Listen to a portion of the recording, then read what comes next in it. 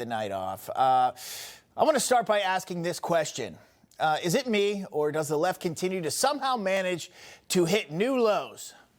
And then I also want to ask this, aren't you getting sick of it? Because I tell you what, I personally am, and I'm sure all of you are as well. We're heading into Memorial Day weekend, where we remember everyone who sacrificed their lives so we can have the best country on earth, right?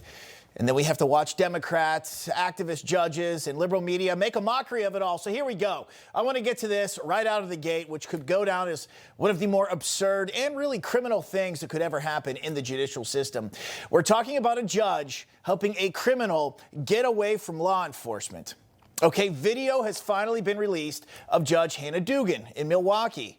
She's the one who was arrested and charged for helping an illegal alien get away from ICE agents last month. So everyone wants to know, right? Why was she arrested? All right, outside of the documents, well, we've got the video now of the whole episode going down, so I want to walk through it all. Let's go back to April 18th, when illegal alien, this guy, Eduardo Flores Ruiz, a Mexican national, facing 3 charges of domestic battery here in the United States. So let's get to the video. Here he is inside immigration court with his attorney as they walk right by the ICE agents who are sitting down. They are there to arrest him after finding out he's in the country illegally. But here comes activist Judge Hannah Dugan. She's going to come into frame here, and then she's going to decide to take matters into her own hands. There you see her walking down the hallway with another judge. Now, arrest records show that Dugan and the ICE agents, they apparently had a disagreement over the warrant for Flores Ruiz, and she tells them to go see the chief judge in another part of the courthouse, okay?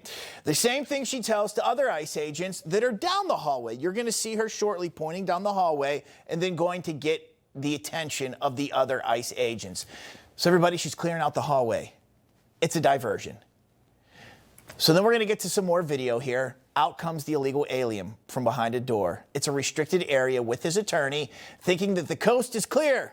We got to get away here. But what they didn't notice was there was another ICE agent in the hallway. One was in plain clothes right there. You see him highlighted. He was waiting in the hallway. He didn't walk away. Luckily, he was able to follow the suspect as he attempted to make his escape. He followed Flores Ruiz out of the building as he tried to evade the arrest.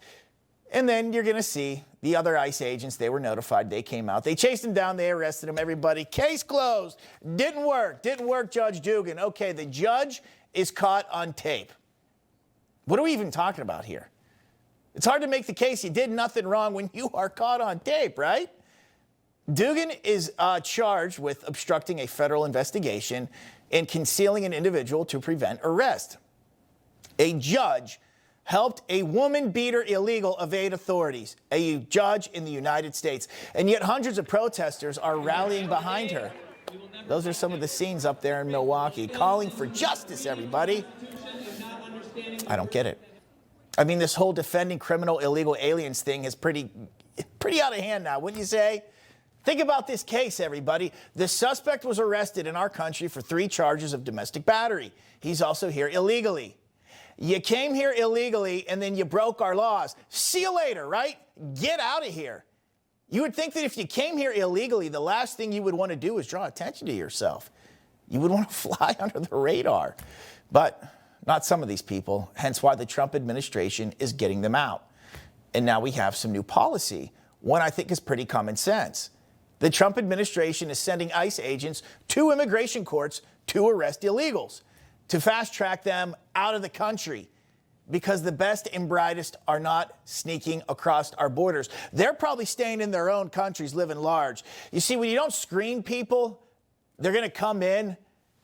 The ones that mean to do well for the United States, these people aren't going to be contributing members of society. This is what you're going to get. Your country starts looking like a third world country, and that is what is happening here in the United States. But the fact that on the left, even judges now are defending this and helping them get away from police, it takes it to a whole new level, everybody, don't you think? Judge Hannah Dugan helped a guy who's facing 3 charges of battery get away from law enforcement. So much for women's rights. So by the scale of the left, illegal aliens who commit crimes, they are A-OK, everybody. You can go ahead and stay. And I, the judge, I'm going to help you do it. But, and I want to pivot to this, the other Big story this week. 59 white South African farmers who have been properly vetted and are coming to this country to seek refuge. According to the left, they are not okay.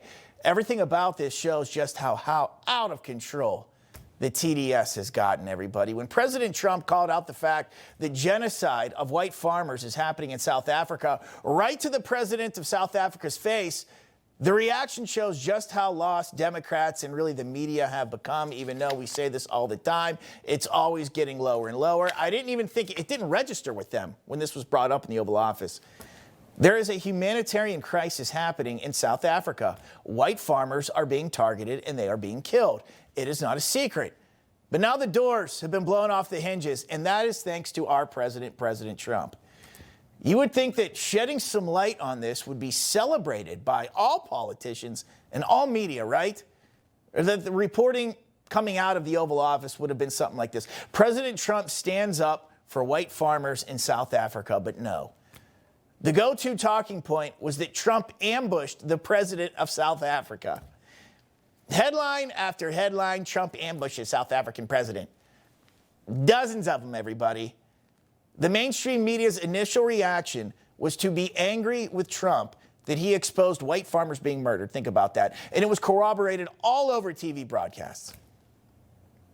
We turn to the dramatic scene in the Oval Office today, the tense confrontation, President Trump ambushing the president of South Africa. Donald Trump meeting with the president of South Africa and attempting to ambush and humiliate that leader. We saw the blow up and the ambush of the South African president and talking about white genocide. Nothing could have prepared him for this multimedia ambush that President Trump laid out. Mainstream media hates President Trump and has TDS so bad they're ignoring the fact people are being killed for being white. There was no reaction to that. Went right over their heads. Instead, all left-wing media wants to talk about is how President Trump ambushed the president of South Africa by asking him about it. So let me ask you this. Does it even matter how he called him out? Because I don't think it does. Who cares how he did it? In fact, when the topic first came up, their president lied about it and denied it was happening. I would say if there was Afrikaner farmer genocide, I can bet you these three gentlemen would not be here, including my Minister of Agriculture. It'll take him, President Trump, listening to their stories, to their perspective. But what the media won't tell you is why Trump says he is doing all of this. I haven't made up my mind. I hate to see it from the standpoint of South Africa, but also, I'm trying to save lives. I'm working with Russia and Ukraine. I don't have to do that. It's not our war. It was started by other people. I have nothing to do with Rwanda and the Congo. If I can save lives, I want to save the lives. If it's in Africa, that's great. If it's in Europe, if it's wherever it may be. That's it, everybody. Peace to save lives. Doesn't matter if you're in South Africa, Ukraine, the Congo. You want to save lives, but that doesn't matter to the Democrat Party or the media who have sent their Trump derangement syndrome into overdrive. President Trump has been proven right on a lot of things when everybody at first said he was majorly wrong. So you would think the media would at least try to investigate the atrocities happening in South Africa that he brings up, right? That they would want to get to the bottom of it. They'll investigate it because it's the president of the United States calling it out. The reporting after the fact went more like this. How dare President Trump bring to light genocide is happening? That's really how it went. That is how far the left has fallen. They're turning a blind eye to alleged genocide brought up by the President of the United States. And left-wing judges, they're being caught on tape helping illegal aliens who beat their women to evade ICE agents. Hello, Earth to anyone out there.